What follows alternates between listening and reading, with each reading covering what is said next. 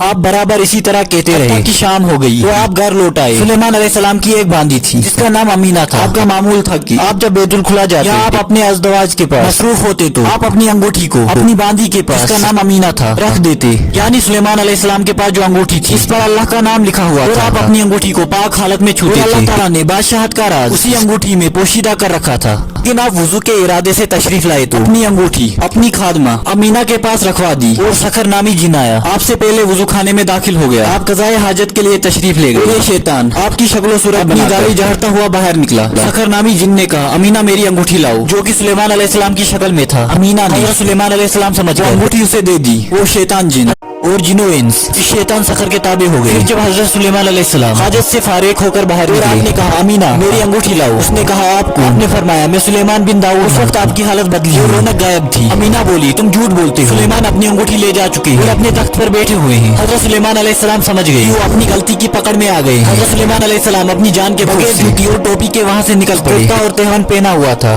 صرف کرتا اور تہون پہنا ہوا تھا۔ راستے پر بنے ایک گھر کے پاس سے گزرے، اسی وقت بھوک پیاس گرمی نے آپ کا برا حال کر رکھا۔ آپ نے اس گھر کا دروازہ کھٹکھٹایا، ایک عورت نکلی۔ اس نے پوچھا کیا ضرورت ہے؟ آپ نے فرمایا ایک گھڑی کی مہمان، دیکھ رہے ہیں گرمی کی شدت سے میرا کیا حال ہے، میرے پاؤں جل رہے ہیں اور پیاس انتہا سے زیادہ ہے۔ عورت نے کہا اس وقت میرا شوہر گھر میں نہیں ہے، کسی غیر محرم شخص کو گھر میں نہیں بٹھا سکتی، باغ میں چلے جاؤ، اس میں پانی اور پھل موجود ہیں، پھل کھاؤ اور ٹھنڈک حاصل کرو، جب میرا شوہر آئے گا تو میں آپ مہمانی کی اجازت لوں، اگر اجازت دی تو ٹھیک ہے، نہیں دی تو تم اللہ کا دیا ہوا رزق تو کھا چکے۔ حضرت سلیمان علیہ السلام باغ میں داخل ہوئے، نہا کر اب سو گئے۔ وہاں مکھیاں آپ علیہ السلام کو تنگ کرنے لگی۔ اچانک ایک کالا صاف آیا اور حضرت سلیمان علیہ السلام کے پاس آ کر وہاں سے مکھیاں بگانے لگا۔ اتنے میں عورت کا شوہر بھی آ گیا اور عورت نے اسے مہمان کے بارے میں بتایا۔ وہ ان کے پیچھے باغ میں آیا، صاف اور اس کے کام کو دیکھا تو اپنی بیوی کو بلا کر اسے بھی یہ تماشا دکھایا، بولا یہ حیرت انگیز منظر دیکھو۔ اس نے بھی دیکھا۔ پھر ان دونوں نے حضرت سلیمان علیہ السلام کو بیدار کیا اور کہا اے نوجوان، یہ ہمارا گھر ہے اور ہمیں کوئی تنگی نہیں ہے کہ تجھ سے عاجز ہو جائیں،